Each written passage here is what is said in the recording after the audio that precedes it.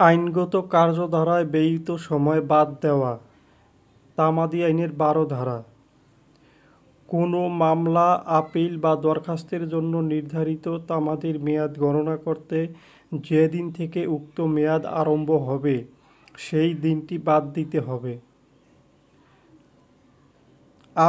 আপিলের অনুমতির দরখাস্ত অথবা রায় রিভিউয়ের দরখাস্তের জন্য নির্ধারিত তামাদির মেয়াদ গণনা করতে হবে যেদিন উক্ত রায় ঘোষণা করা হয়েছে সেই দিনটি এবং যেদিন আদেশ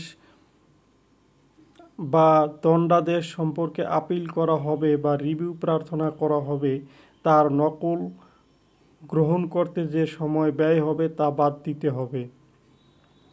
১২-র ৩ ধারায় বলা হয়েছে, যে ক্ষেত্রে ডিক্রি সম্পর্কে আপিল বা রিভিউ প্রার্থনা করা হয় সেক্ষেত্রে যে রায়ের উপর উক্ত ডিক্রি প্রতিষ্ঠিত সেই রায়ের নকল উত্তোলনের জন্য যে সময় ব্যয় হবে তা বাদ দিতে হবে।